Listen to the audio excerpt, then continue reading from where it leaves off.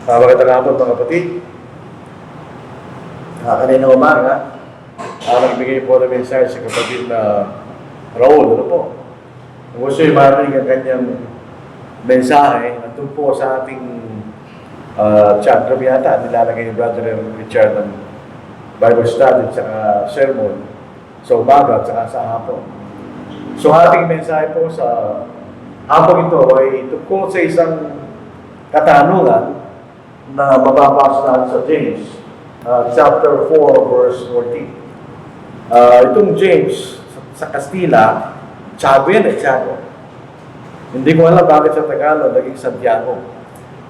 Sa Tiago, ika-4 na kabanata, sa ika-14 na talata, gayon man ay hindi nyo nalalaman kung ano magaganap bukas. Ano ba ang inyong buhay? Yan ang dating sermon. What is your life? Kahila isang singaw na sa sadaling panahon ay lumilitaw at pagkatapos ay naglalaho. Ito po ay totoo sa buhay ng tao. Palagi ko sinasabi, napakabilis ng panahon. Parang once upon a time, ikay maliit na bata lang, ngayon, dumarating ang panahon, ikay matanda na rin. At yung mga dating matanda, yung mga lola, lolo, namatay na sila. Minsan yung ating mga tiya-tiyo, namamatay na rin sila. So, ito isang magandang tanong sa atin, lalo sa ating mga Kristiyano. Ano ang ating buhay? What is our life? Yan ang makikita nating katanungan. Ngayon, pag pinag-uusapan pong buhay, yung buhay sa Biblia, ito po yung very interesting. Ang nagsimula po ng buhay ay ang Diyos. Kaya nga, yung tao, wala siyang magagawa. Kung halimbawa, hindi kayo nagkakaanak, wala kang magagawa. Kasi ang Diyos ang nagsisimula ng buhay. May ginagawang intervention ng mga tao, pero ginagamit pa rin yung elemento ginawa ng Diyos para magkaroon ng mga anak sa ganung paraan. So, paano nagsisimula ang buhay? Dito po sa unang bahagi ng Genesis. Sa Genesis chapter 2, verse 27, yung unang bahagi ng tao, yung kanyang katawan, at ang buhay sa physical niyang katawan, yun ang babasa natin ginawa ng Diyos sa Genesis chapter 2, verse 7. And the Lord God formed man of the dust of the ground. So, ang ating katawan, ito'y galing sa labok. And breath into his nostrils, the breath of life. And man became a living being. So, yung sinatawag breath of life, yun ang kaluluwa. Yun nagbibigay buhay sa ating katawan. Kung papasinin natin, dalawang bahagi ng ating buhay. May bahagi na wala tayong magagawa. Tayo umihinga, automatic yun. Pag tayo kumain, nilulusaw ng ating tiyan, bituka, yung ating kinain, wala tayong control doon. Sino ang kumukontrol doon? Ang ating kaluluwa. So, ang katawan ng tao at ang buhay ng tao ay nilalang ng Diyos. Pero yung mismong tao, yan ang kanyang espiritu, ito'y nilagay ng Diyos sa loob ng tao kanya. Dito po sa Zechariah, chapter 12, verse 1. The burden of the word of the Lord against Israel, that says the Lord, who stretches out the heavens, lays the foundation of the earth, and forms the spirit of man within him. So yung tao mismo, yun ang espiritu. Dito po sa John chapter 4, verse 23, ang Diyos ay espiritu kanya. At ang lalangin tayo ng Diyos, nilalang tayo sa larawan ng Diyos. O nilalang ng Diyos yung tao, nilalang siya sa larawan ng Diyos. Kanya. So sa loob ng ating katawan, doon tayo nakatira. Yung espiritu, yun tayo mismo. Yung kaluluwa, walang isip yan. Walang damdamin.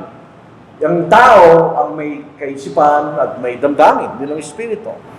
Dito sa John chapter 4, verse 23, verse 24, ang Diyos ay espiritu, at ang mga sumasamba sa Kanya ay kailangan sumamba sa espiritu at katotohanan.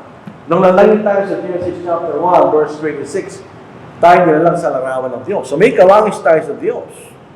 At ang kawangis natin ay sapagkat tayo espiritu. Ang pagkakaiba natin sa Diyos, ang Diyos ay walang katawan na pisikal, sa pure spirit. Pero tayo ay espiritu na nakatira sa isang katawan.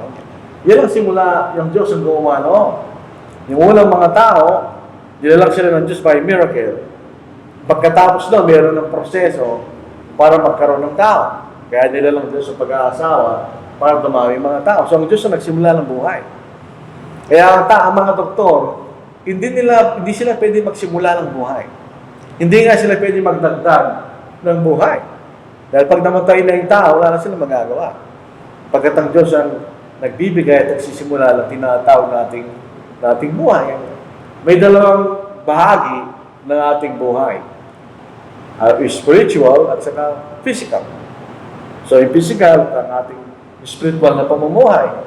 This is 1 Timothy chapter 4 verse 8. For bodily exercise profits a little. Yung mga exercise na ginagawa natin, sa katawan lang natin yun, para malusog tayo. Pero walang kaugnayan sa ating kaluluwa, espiritu. But godliness, yan ang espiritu na bahagi, is profitable for all things. Having promise of the life that now is, na kasalukuyang buhay kanya, and of that which is to come, darating sa panginaharap, yung nating buhay na walang hanggan. So, ibig sabihin, pag tayo po ay sumusunod sa Diyos, sa pamagitan ng kabanalan, at pagsunod sa kanyang kalooban, yan ay pakinabang sa buhay na ito kanya. At sa buhay na darating. Ang pagkakaiba natin sa mga hindi Kristiyano, pag nagkaroon sila ng suliranin, ang ganda na lang sila. Dahil wala silang pag-asang hinihintay. Tayo, pag nagkaroon tayo suliranin, okay lang. Dahil lang po natin, pansamantala lang yun, at merong naghihintay na mas maganda kanya. Ito sa Romans chapter 5. Ito ang sinasabi ni Apostle Paul. Ang ating mga paghihirap, kapigatihan, etc., pansamantala lang yan. Basahin natin. Sa Romans chapter 5, verse 1 to 4, kaya't yan ang tayo inaring ganap sa pamagitan ng pananampalataya. Tayo tinulong ng matuwid ng Diyos. Mayroon tayong kapayapaan sa Diyos sa pamagitan ng ating Panginoong Jesucristo. Sa panantahin, tayo kaaway ng Diyos. Yan.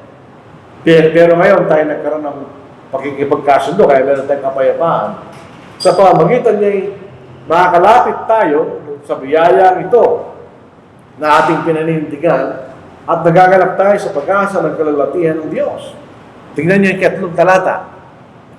At hindi lamang kayo, kundi nagagalak rin tayo sa ating mga kapigatihan sa pagkakaalam na mga kapigatihan ay nagbubuo ng pagtitiis at ang pagtitiis ng pagpapatibay at ang pagpapatibay ng pag-asa. At hindi tayo binibigo ng pag-asa sapagkat ang pag-ibig ng Diyos ay binuo sa ating mga puso sa pamamagitan ng Espiritu Santo na ibinigay sa atin. Alam po natin yung pag-asa ngayon, binigay ng Espiritu Santo dahil nababasa na sa Biblia. Meron tayong pag-asa ng buhay na walang hanggan. So meron tayong dalawang bahagi ng buhay, yung spiritual na patungo sa walang hanggan at yung physical na namamatay, nawawala sa kamatayan. Kung ang ating physical na buhay ay may hangganan, pero ating spiritual na buhay ay wala.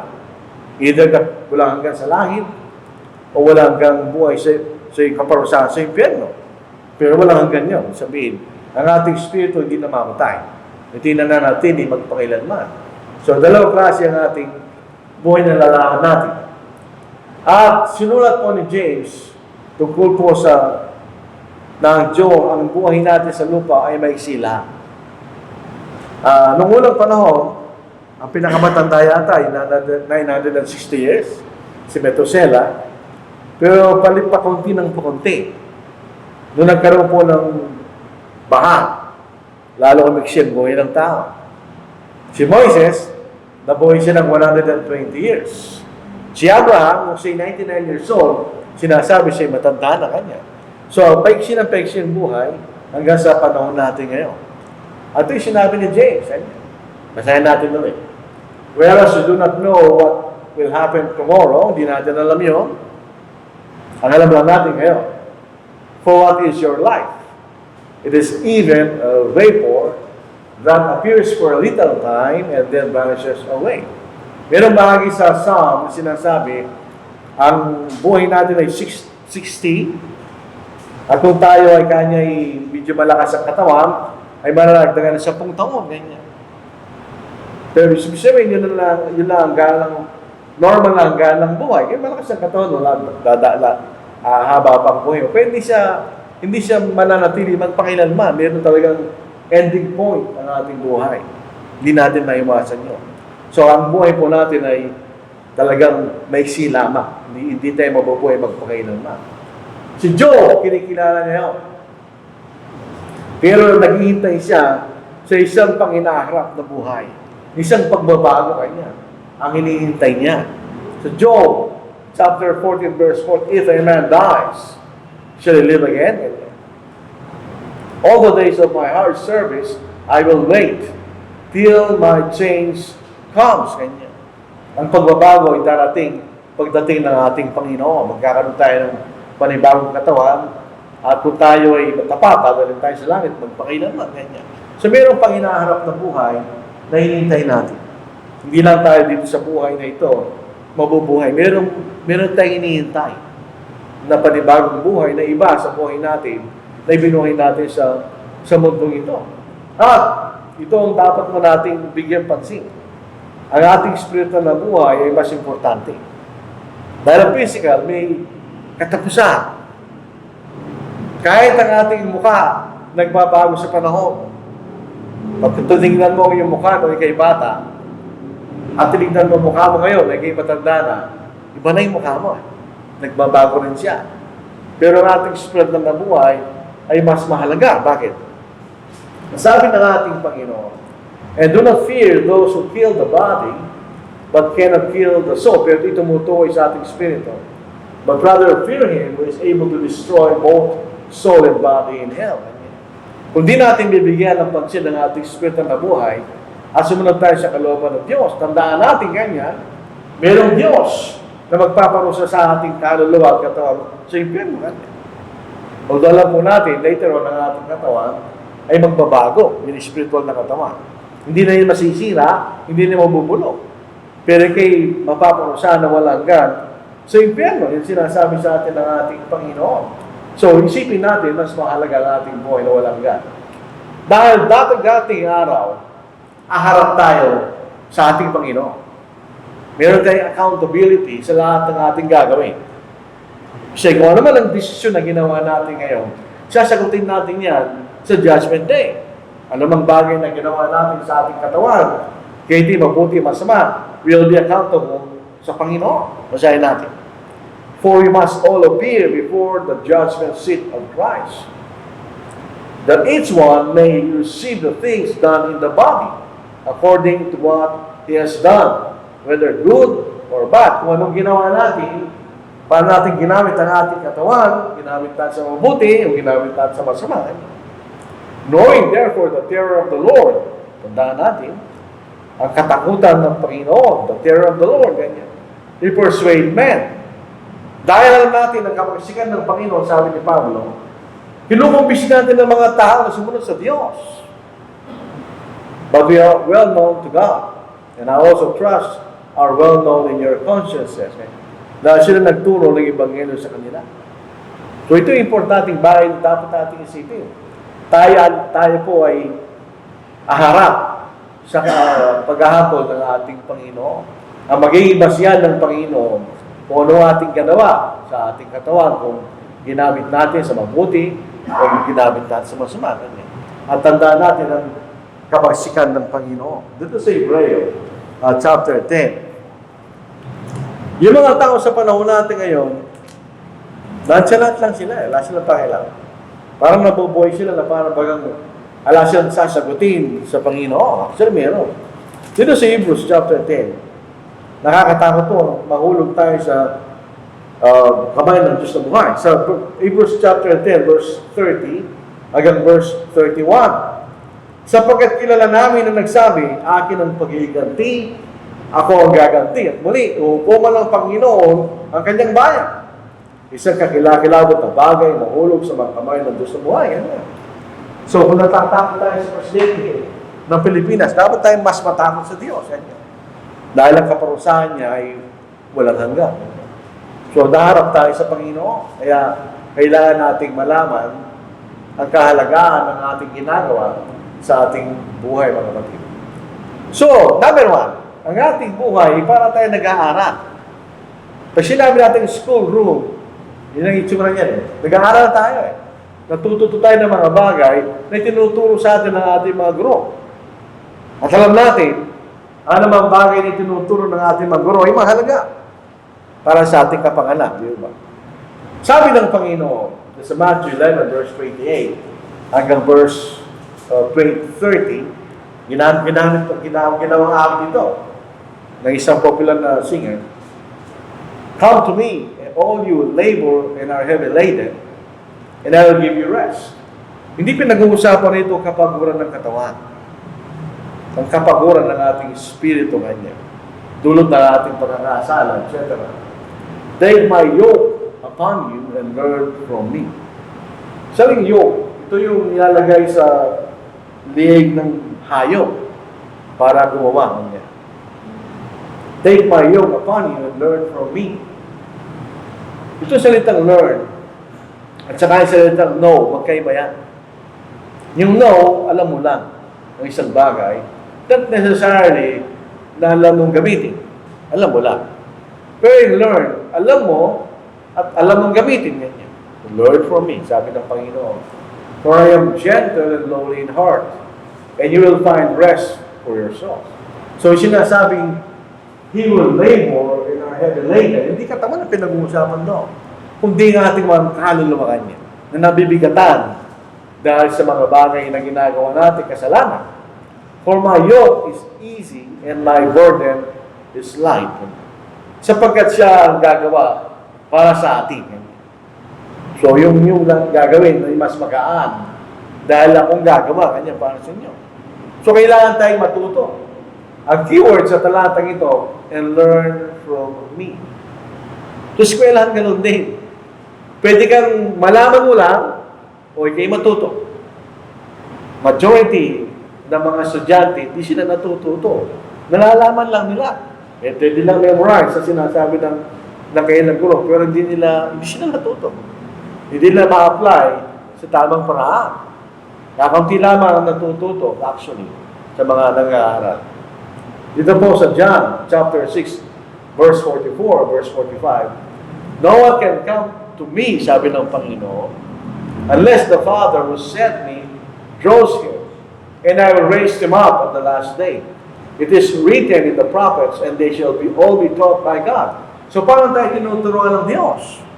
Nakakausap ba natin ng Diyos? Hindi naman natin sila nakakausap.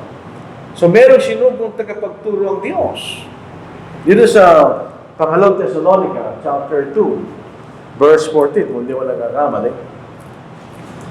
Sino Pablo, naligtas sa mga taga-Thessalonica sa pamagitan ng pangangaral ni Apostle Paul.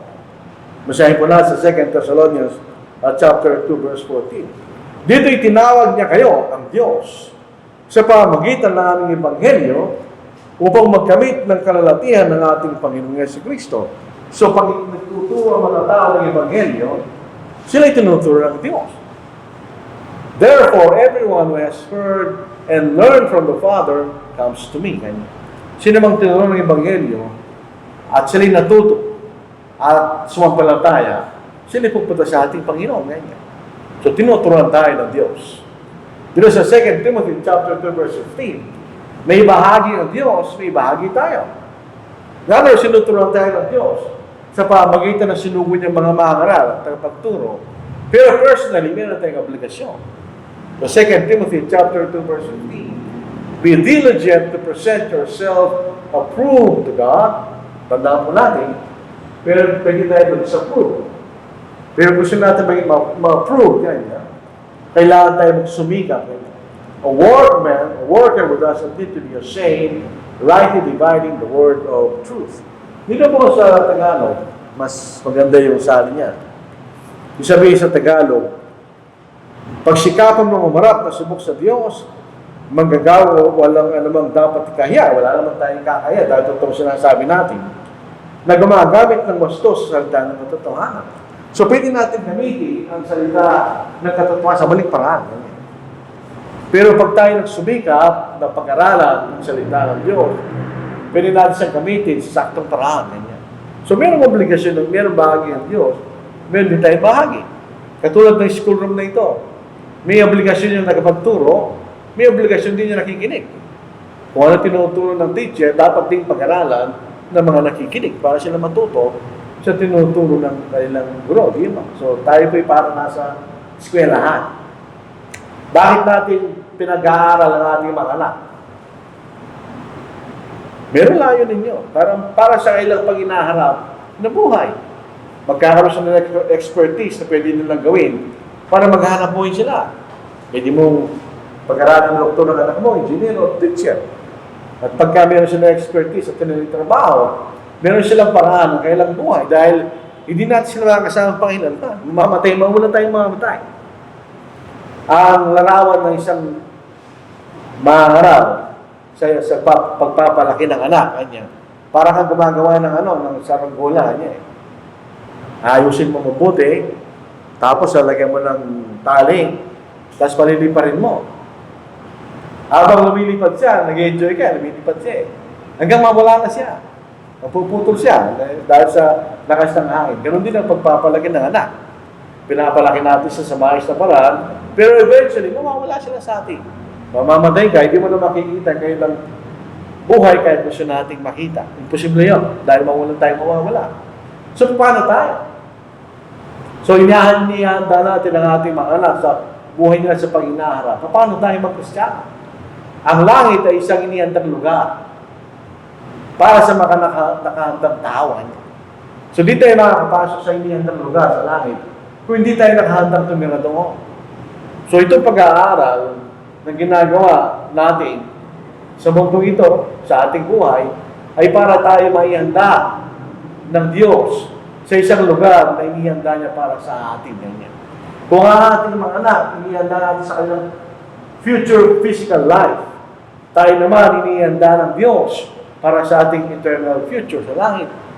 Kung matigas ang ulo, siyempre sa impyerno, di ka nakahanda, di ba? So, yun ang larawan ng ating buhay bilang isang nag-aaral tayo sa eskwelahan. Ang ating mga anak, tinuturuan natin sila habang sila'y bata. Pag lumalaki na yung tao, nagkakaisip na siya, mas mahirap na siyang turuan. Meron na siyang sariling kaisipan.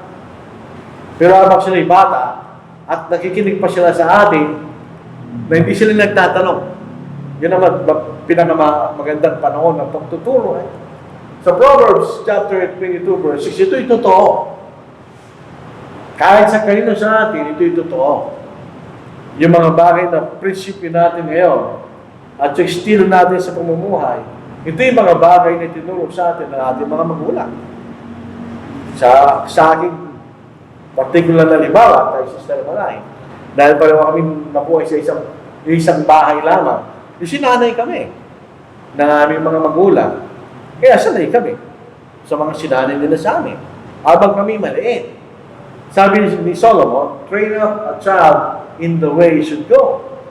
And when he is old, he will not depart from it. Yun, matuto natin nung tayo bata, yung parang yung prinsipyo mo ngayon.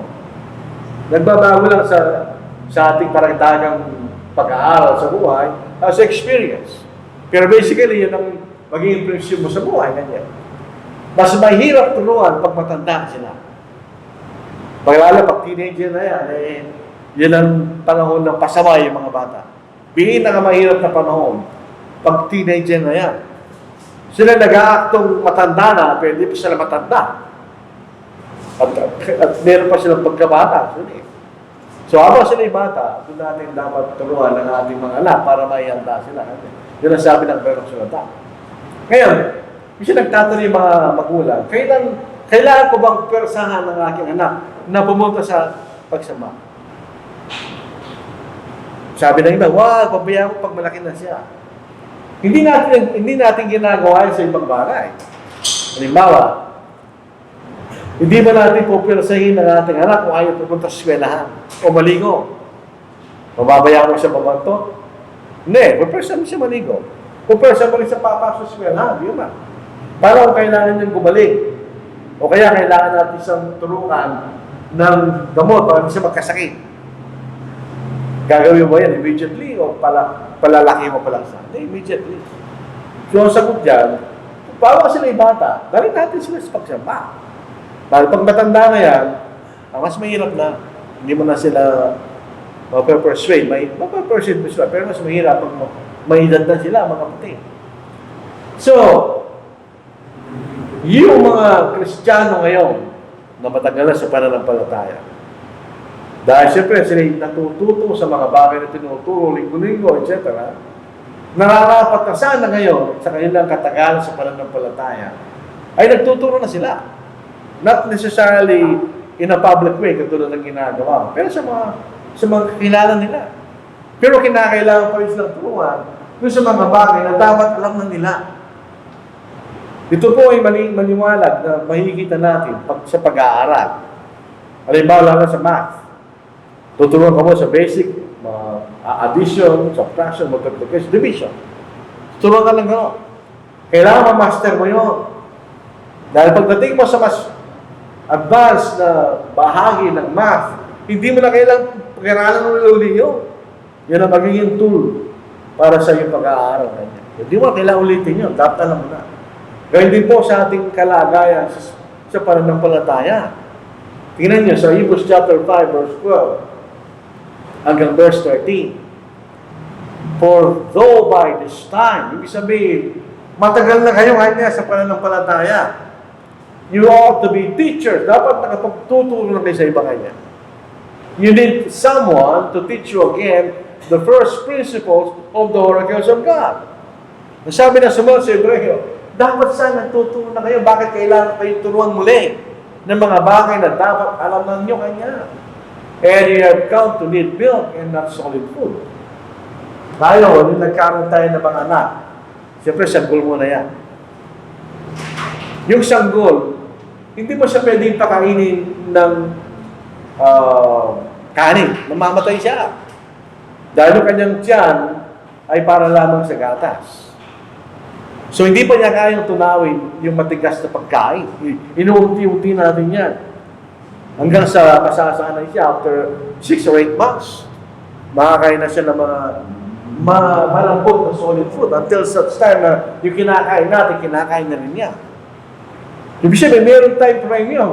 Paano kung yung anak mo, hindi kumakain ng kanin, puro gatas lang, kasi matanda na siya. Yung mamamatay siya. Sabi rito, for everyone who partakes only of milk is unskilled in the word of righteousness, for he is of faith. Hindi ka lang nabaguhan niya. Puro gatas lang ang kaya mong tanggapin. So, may progress. Mayroon pag dapat na magawa ng isang Kristiyano habang tumatagal siya sa pananampalataya. Katulad sa eskwelahan. Hindi ka palaging grade 1. Kailangan magsimula ka sa prep, tapos kinder, grade 1, tapos makarating ka sa college, so graduate ka.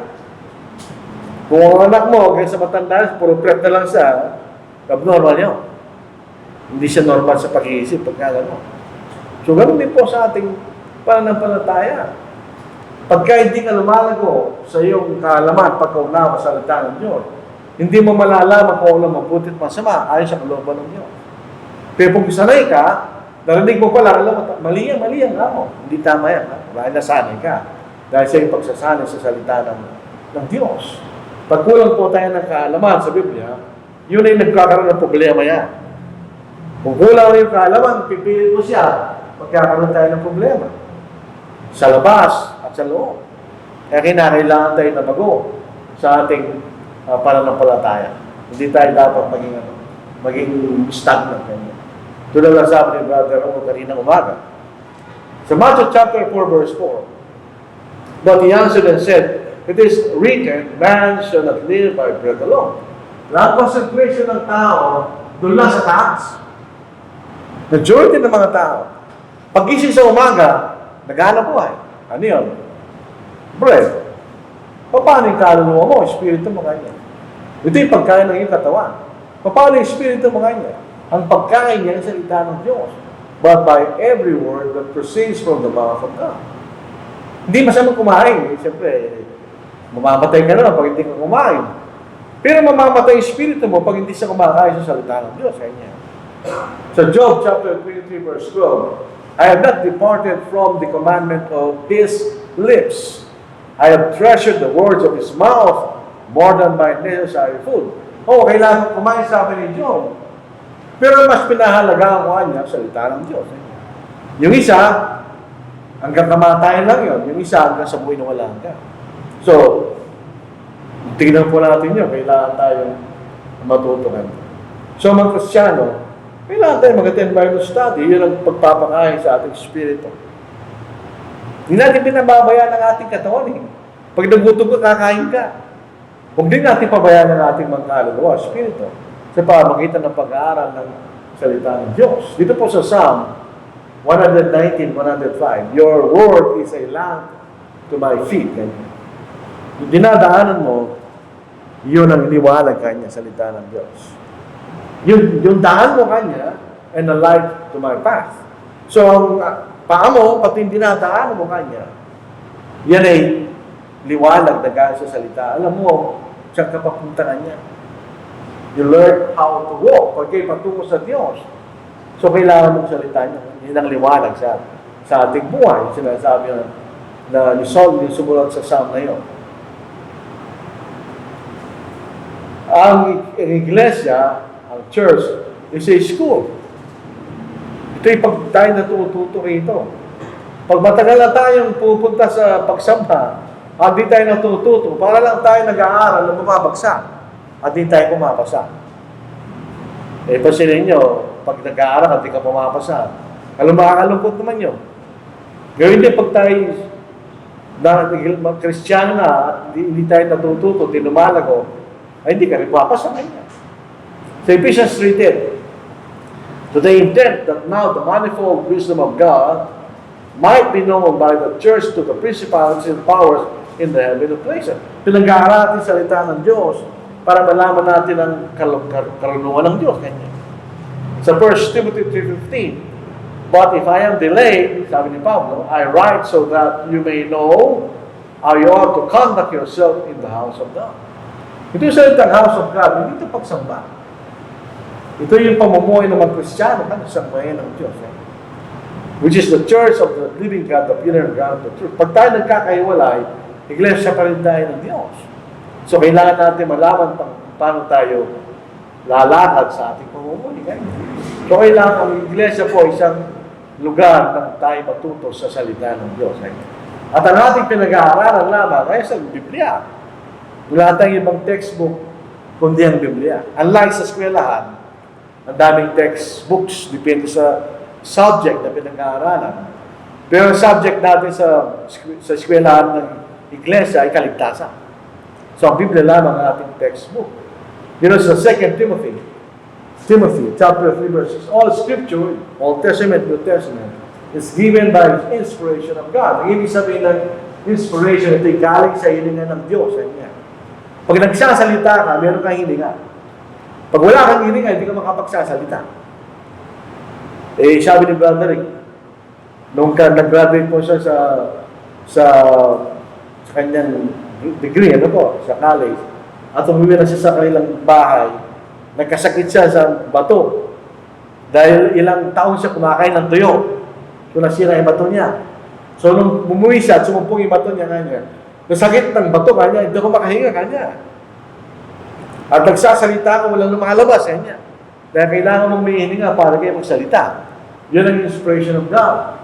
By the breath of God, ibig sabihin. And it's profitable for doctrine, sa pagtuturo, for reproof, for correction, pag may nagkakamali, tutunin natin sila, for instruction and righteousness. So, is katututunan sa katwiran, that the man of God may be complete, thoroughly equipped for every good work. Pag natututo tayo sa salita ng Diyos, nagagawa natin ang kalooban ng Diyos. Yan yung ibig sabihin ng Diyos. So, ating pinag-aaralan lang ay ang salita. Pansinin niyo, wala naman tayo mga pinag-aaralan, kundi salita ng Diyos. Yun ang ating authorized textbook sa iglesia, yun ang ating pinag-aaralan. Wala nang ibang pinag-aaralan ng kapatid. So, John 12:48.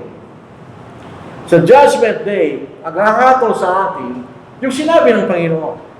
Ano sinabi ng Panginoon? Doon tayo hahatulan. He who rejects me and does not receive my words, as that which judges him. The word that I have spoken will judge him in the last day. Kung hindi natin ginagawa ang sinasabi ng Panginoon, yan din ang hahatol sa atin sa araw ng pag-uukom. So kailangan nalasin natin ang lahat ng paniniwala ng tao. Ang mga ibang pananampalataya, meron silang creeds, meron silang manual, meron silang confession of faith. Alisin natin yun. Ang Biblia lang po ang ating dapat pag-aralan sa eskwelahan na tinatawag ng iglesia. Tingnan niyo, meron mga matanda na nag-aaral sa Biblia. Matanda sila nag-aaral sa Biblia. Bakit nag-aaral sila? Dahil naghahanda sila sa kailang final exams. Ang ating final exams ay Judgment Day. At ang pag-ahanda ay sa mundong ito, sa pamamagitan ng pag-aaral sa salita ng Diyos. Ito rin ay pagtatanim. Ang ating buhay, di lamang po katulad sa eskwelahan, ito rin po pagtatanim. Pag tayo nabubuhay bilang Kristiyano, tayo nagtatanim. Ano yung tinatanim natin? Ito po ay isang buto na tinanim, tapos tumutubo kanya. Alam niyo, nung ako'y bata, yung mga TV na nagbe-vertical sila, yung ganyan. Kaya ko panoorin. Galatians 6:7, do not be deceived. God is not mocked. Whatever a man sows, kung anong tinanim mo kanya, that he will also reap kanya. Siyempre, kung anong tinanim mo, hindi naman nangaanihin mo. For he who sows to his flesh, will of the flesh corruption. Pag tayo po ay nagtatanim ng kasiyahan ng ating katawan. But he who sows the Spirit, ginagawa natin ng kalooban ng Diyos, will of the Spirit with everlasting life. Kung concentration natin ay kasiyahan ng ating katawan, ay mabubulok lang tayo sa impyerno. Pero kung tayo nagtitiis para gawin natin ang kalooban ng Diyos, na ipinahig ng Espiritu, magkakaroon tayo ng buhay na walang hanggan. Ganyan. So kung anong itinanim mo sa buhay na ito, yun din ang inaanihin kanya. There's no exception doon. Kahit sa physical na pagtatanim, gawin din. Ano ang ating tinatanim? Number 1, ang salita ng Diyos. Sa Matthew 12 verse 36, ano ang sinasabi mo? Yun din ay atulang sa atin ng Diyos. But I say to you that for every idle word that man may speak, yung idle word, yun ang basta bigla mo na sasabi. Yun ang bigla mo na sasabi dahil sanayan mo. They will give account of it in the judgment. For by your words you will be justified, and by your words you will be condemned. Sabihin, kung hindi mo ginagawa ang sinasabi mo, ikiparusahan ng Diyos sa inyo. Kung ginagawa mo sinasabi mo, ikaw ay magiging magtid sa harapan ng Diyos. Meron po sinasabi ang Panginoon sa Matthew chapter 5, verse 37, na yung salita ay oo o hindi, ganyan. Higit pa rin galing sa masama kanya, sa demonyo, sa diablo. Okay, Satanas, sabi ng Panginoon. For by your words you will be justified, and by your words you will also be condemned. So tinatanim natin kung ano sinasabi mo. Pangalawa, ang ating ginagawa. Sa Ecclesiastes 12 verse 14, ang hatulan sa atin ay ang ating ginawa. For God will bring every work into judgment, lahat ng ating ginawa, kanya. Including every secret thing. Meron tayong ginawa na ikaw wala nakakaalam. Pero hindi lang ikaw nakakaalam na, Diyos alam niya yun. Whether good or evil. Most probably yung secret thing ngayon masama. Kasi kung hindi naman masama, hindi mo tatago yun. So 2 Corinthians 5:10, binanasa na natin kanina yun.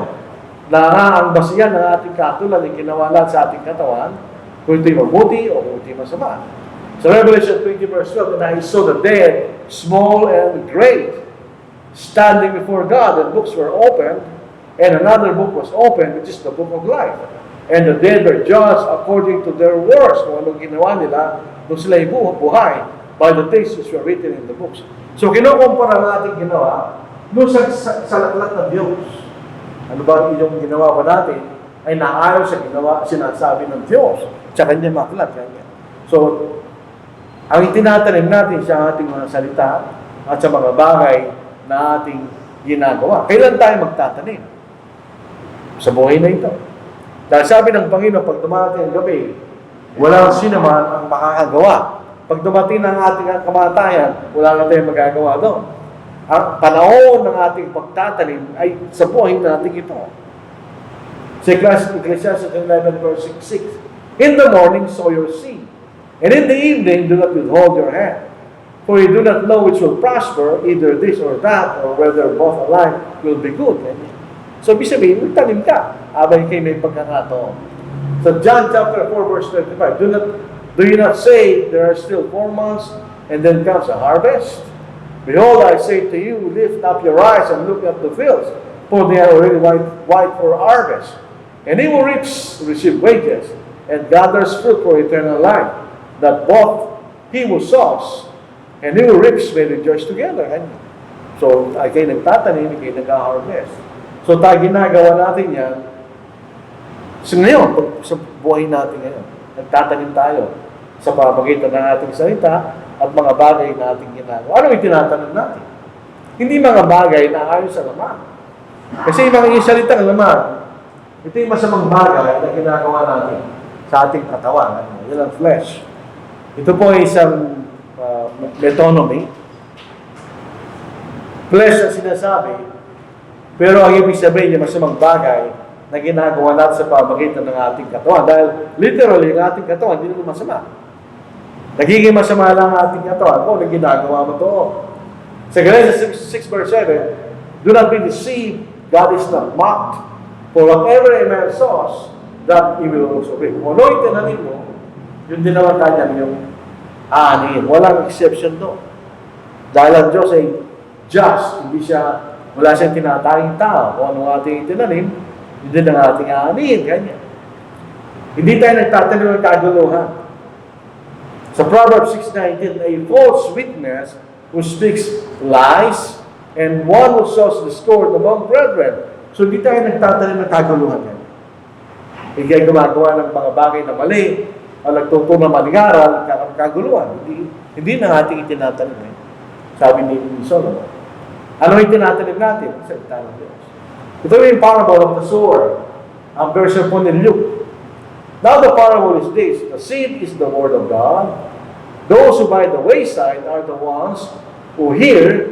Then the devil comes and takes away the word out of their mouths, out of their heart. Dahil sila naniwala. Wala silang ginawa doon sa pinangaral sa kanila. Lest they should believe and be saved. So, hindi ka binigyan ng pansin ng salita ng Diyos, kukunin na Satanas yan para hindi ka sumampalataya at maligtas. But the ones on the rock are those who when they hear, receive the word with joy. Yung nahulog sa mga batuhan, naging Kristiyano sila. Tinanggap nila na may kagalakan ng salita ng Diyos. Pero wala silang ugat. Imagine niyo na yung dinagsagan ng bini ay may konting lupa, pero bato. Alam niyo mga ratilis, sa resa, sa Kapampangan. Kahit saan tumutubo yun, sa singit ng haloblas, tutubo yun eh. Basta may konting lupa. Pero eventually, mamamatay siya. Dahil wala siyang malalim na ugat. Yun din ang sinasabi nito, naulong sa batuhan. Ganyan. When they hear, receive the word with joy, and this have no root. Hindi lumalalim ang kanilang pananampalataya. You will believe for a while, and in time of temptation, fall away. Nawawala sila. Now the ones that fell among the thorns are those who when they heard, go out and are choked with cares, riches, and pleasures of life. So yung dalawang isip. Ang kabilang isip niya nasa salita ng Diyos. Yung kabilang isip niya nasa mga bagay sa libutan. Ganyan. So anong nangyayari? Hindi sila nagbubunga hanggang sa maturity. Mamamatay din sila. But the ones that fell on the good ground are those who having heard the word with a noble and good heart, keep it and bear fruit with patience. So yung mga tunay sa palataya. So sila'y tutubo at siyempre sila'y maliligtas. So yung tinatanim natin, ang salita ng Diyos. Obligasyon natin yan bilang mga Kristiyano. Ngayon, bakit tayo nagtatanim? Para mag-harvest. Bakit nagtatanim yung magsasaka? Para mag-harvest. So tayo nagtatanim para tayo mag-harvest. Yung sa Galatians 6:7. So meron tayong gantimpala, kaya tayo nagtatanim.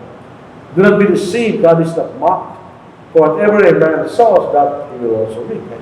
So tayo mag-harvest. Ano ating tinanim. Kung tinanim natin ang salita ng Diyos, tayo naging tapa, tayo magkakaroon ng harvest ng buhay na walang hanggan. Tayo magkakaroon ng kagalangan.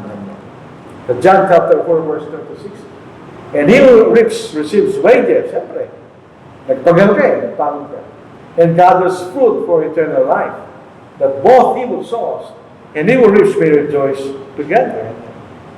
So kaya tayo nagtatanim para tayo mag-harvest ng buhay na walang hanggan. Para tayo magkaroon ng walang hanggang kagalangan. So hindi lang po ito walang halagang ginagawa po natin, mga kapatid. Kung tayo po ay magtitiwala sa Diyos, nalalaman natin na pag tayo naniwala sa Kanyang salita, hindi babalik yan na walang kabuluhan. Ito po sa Isaiah chapter 55, verse 11, yung salita ng Diyos, pag ito'y itinuro at ipinangaral, gagawin niya ang kanyang layunin. So shall my word be that goes forth from my mouth. It shall not return to me void, but it shall accomplish what I please. Ganyan.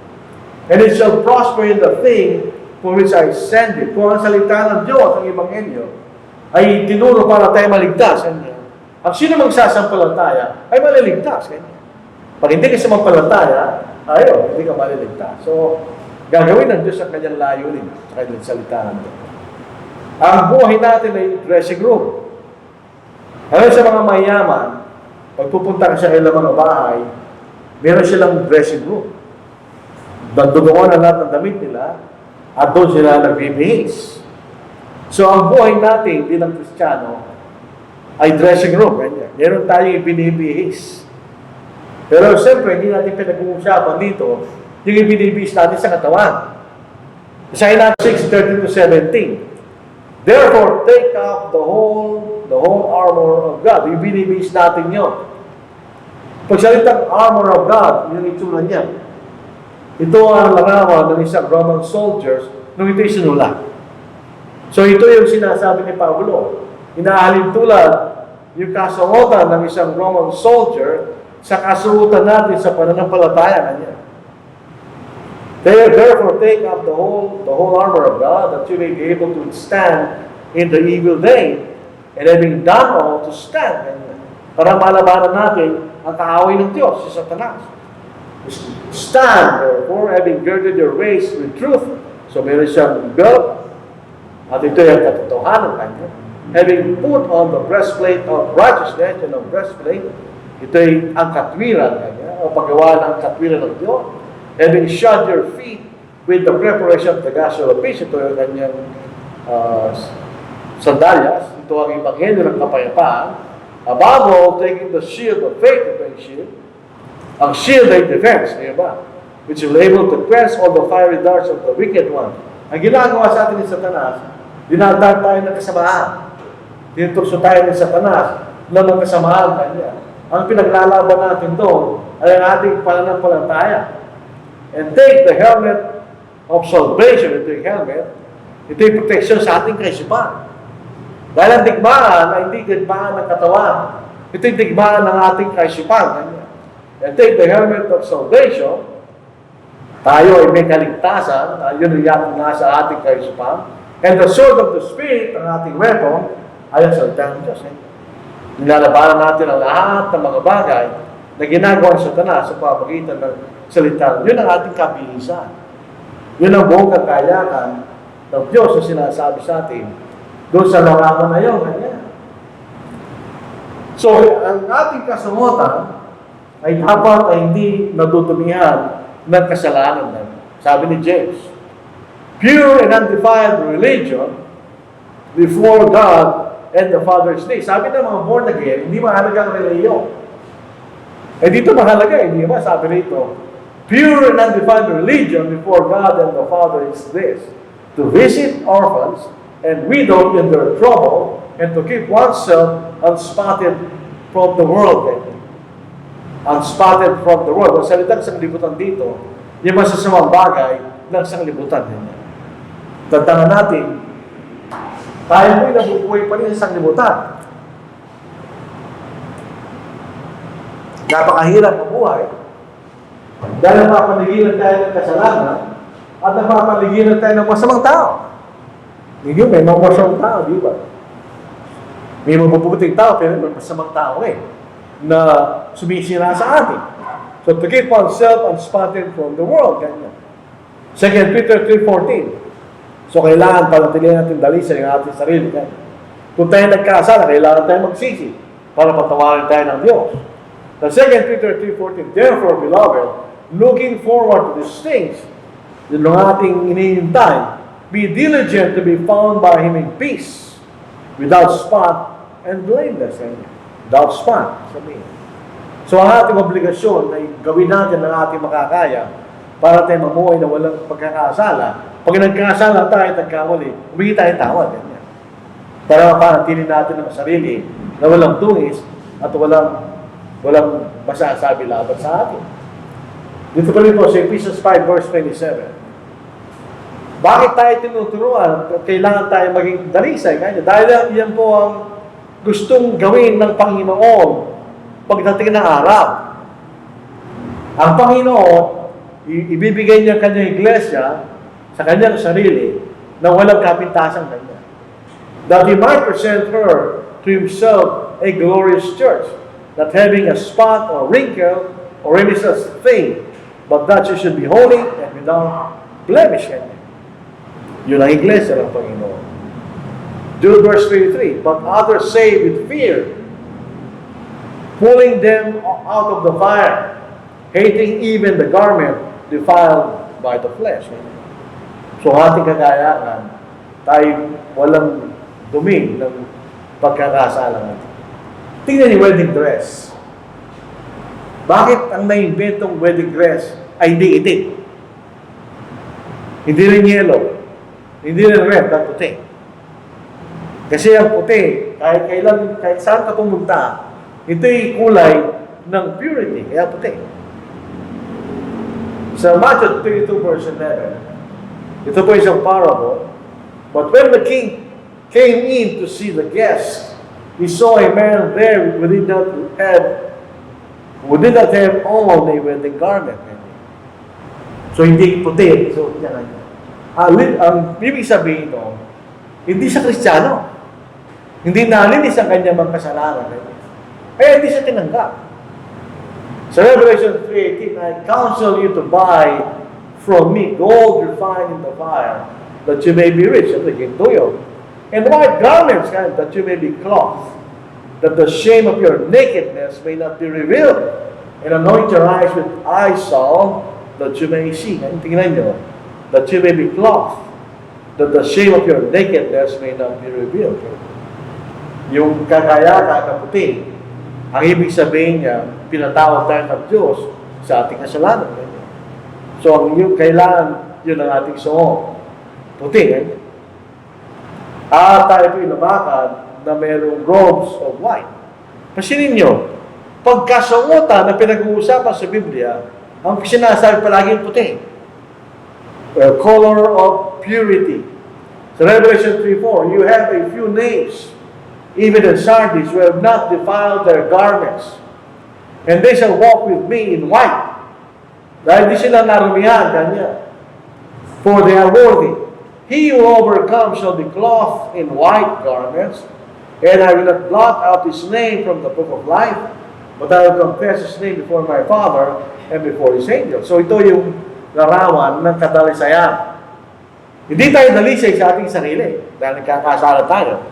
Pero nagkasala ng Kristiyano at sa himingi ng tama, babalik tayo sa puti. So we will be in white robes, at nasabi sa atin. Lumakad tayo sa puti.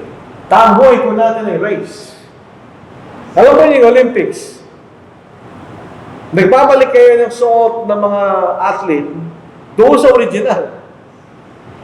Ang mga original na Greek athletes, wala silang damit. Wala silang damit. Kahit mag-research po kayo sa internet o sa mga aklat. Dahil sa mga Grego, ang katawan ng tao ay maganda. Hindi nila kinakaya kasi sila hubad. Although yun ay kasalanan sa Diyos. At tingnan niyo yung mga statwa nila, hubad. Wala silang damit. Kaya yung mga atleta, mga Grego, wala silang damit. Tingnan niyo ngayon mga atleta sa panahon natin ngayon. Bumabalik sila doon. Pakunti na pakunti, ngayon lang damit. So 1 Corinthians chapter 9, verse 24 hanggang verse 27. Do you not know that those who run in a race all run, but one receives the prize? Eh, siyempre, sila ang magmamagi. Run in such a way that you may obtain it. Kung tayo po'y Kristiyano, tayo tumatakbo sa isang takbuhin ganyan. Hindi tayo tumatakbo na ganun lang.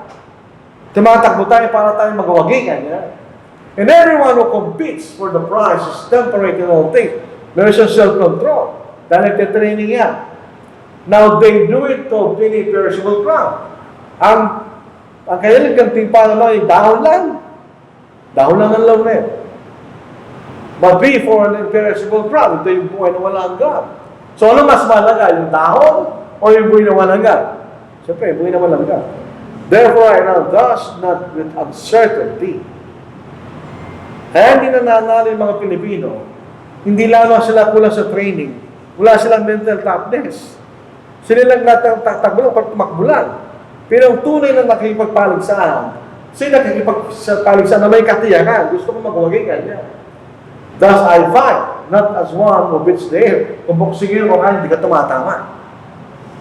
But I discipline my body and bring it into subjection, lest when I have preached to others, I myself shall become disqualified.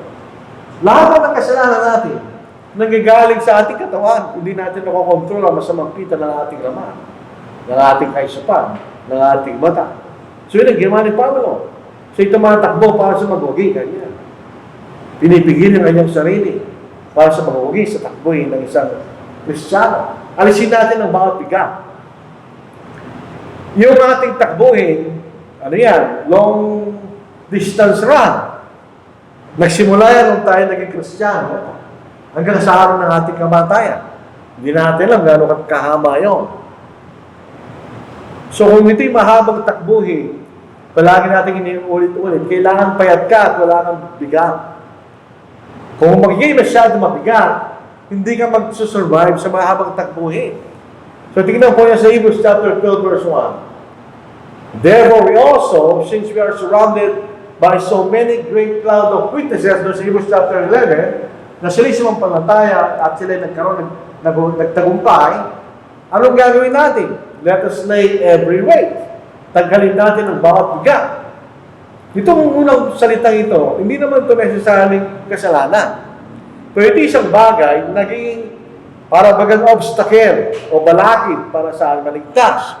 And the sin, ang sinabi kayong kasalanan, which so easily ensnares us. Tingnan nyo, easily. And let us run with endurance the race that is set before us. So, kailangan tayo magkaroon ng resistensya para tayo makarating sa ating finish line. So, ito yung long distance run. Kailangan mag-aantay. Alisin natin ang bawat balakid. Alisin natin ang bawat kasalanan para tayo makalakad na may endurance sa ating finish line. Walang iba kundi sa langit. Di ba? Sa Judgment Day. Yung sinasabi na let us run. So, hindi tayo mabagal. Mabilis yan.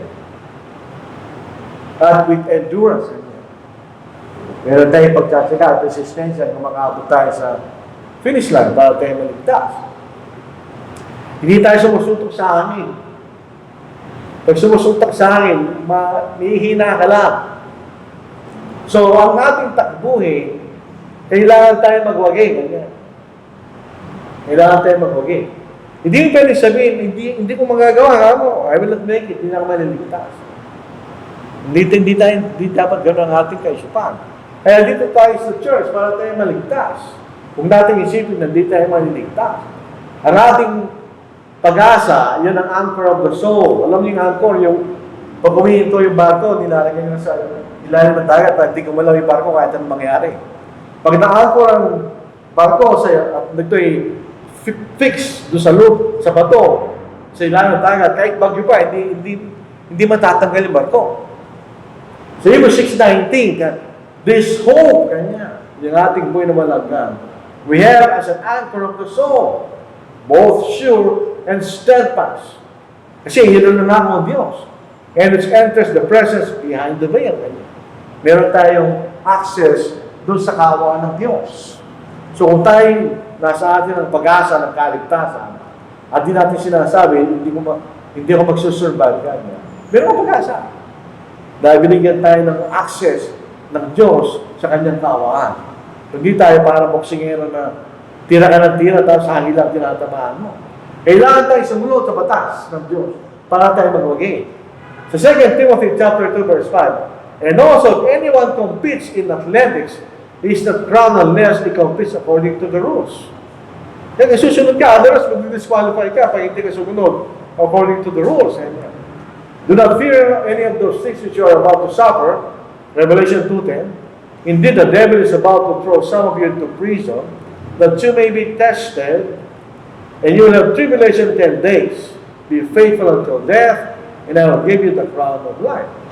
So, kailangan natin gawin ang kalooban ng Diyos hanggang sa araw nating kamatayan at bibigyan tayo ng punto ng buhay. O, ito na sabing eternal life. So, pag tumasok tayo sa takbuhin, kailangan gawin natin ayon sa rules. Hindi tayo lalabag sa batas. Otherwise, disqualify tayo. Hindi rin tayo maliligtas. So, ang ating buhay po ay isang pintuan. It's a gateway. Sa Hebrews 9:27, and as it is appointed for men to die once, mamamatay lang tayo minsan, but after this, the judgment. Saan ka papasok? Ito yung pagkamatay tayo, ang susunod dyan ay ang kahatulan. Papasok tayo sa kahatulan ng Diyos. Nasabi sa atin. James chapter 2, verse 26. For as the body without the spirit is dead, so faith without works is dead also.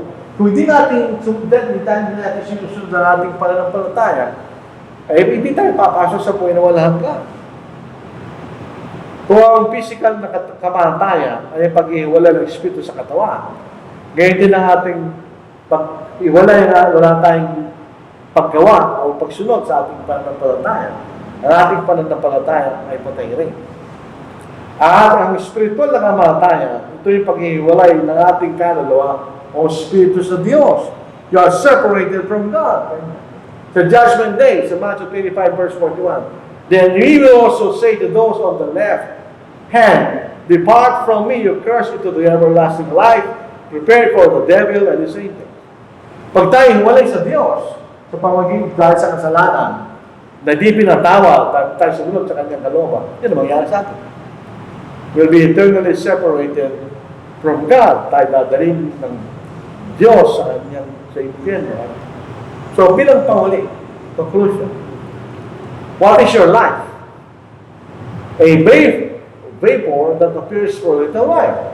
Siya na dumaan sa sandaling panahon. Ayon sa Job chapter 14 verse 1, a flower that fades away. Alam niyo, ang bulaklak, pag siya'y lumitaw, napakaganda niya. Pero ilang araw lang, mawawala rin siya kanya. A shadow that quickly disappears. Pag nakakita ka ng anino, mawawala rin siya kanya. Pero ating buhay at liwanag at walang buhay na walang hanggan, ito po ay ipinakilala sa atin sa pamagitan ng Ebanghelyo. Alam natin na mayroong buhay na walang hanggan, mayroong buhay at liwanag na binibigay ng salita ng Diyos. Sa 2 Timothy chapter 1 verse 10, but has now been revealed by the appearing of our Savior Jesus Christ, who has abolished death and brought life and immortality to light through the gospel. Pinakikilala sa atin ang buhay, ang tunay na buhay at buhay na walang hanggan sa pamagitan ng Ebanghelyo. So, mayroong buhay na walang hanggan. Totoo po yun. Sa pamagitan ng ating Panginoon. Jesus said that I am the way, the truth, and the life. No one comes to the Father except through me. So ito po ang makikita natin sa pamagitan ng ating Panginoon. Siyang daan, siya yung katotohanan, siya yung buhay. Pero alam niyo, pare-pareho lang yan. Ano yung daan, ano yung katotohanan? Sa papunta yan, sa buhay naman ang daan. Ito sa pamagitan ng ating Panginoon. Sa 1 John chapter 5 verse 12, He who has the Son has life. Kung nasa atin ng Panginoon, sapagkat tayo sumunod sa Ebanghelyo, tayo naging tapat, at nagsusumikap na maging tapat, meron tayong buhay na walang hanggan. He who doesn't have the Son of God does not have life. Kung hindi tayo Kristiyano, Hindi natin ibili si Kristo na tayo dahil hindi tayo nabautismohan, wala tayong hinihintay na buhay na walang hanggan. Sa Colossians chapter 3, verse 3, kaya ibibigay sa atin ang buhay na walang hanggan pagdating ng ating Panginoon. For you died, and your life is hidden with Christ in God. So pagdating ng Panginoon, diyan ibibigay sa atin ang ating buhay na walang hanggan. So ano yung buhay natin? Number 1, yung school room. Natututo tayo, di ba? So dito po tayo nag-aaral. Tayo po yung nagtatanim. Makikita natin, nagtatanim po tayo sa yan lang salita ng Diyos. Makikita natin. Ito yung race. Kaya nagtumatakbo. At ito po ay pintuan. Well, ang ating buhay ay patungo sa pintuan na kung saan tayo ay papasok. So yan ang buhay natin bilang mga Kristiyano sa mundo ito habang tayo ay nandito pa at nagsusumikap na iligtas natin ang ating mga sarili. So ito po ang ating mensahe po sa mga pong ito. Tayo pupunta po sa Amulayan.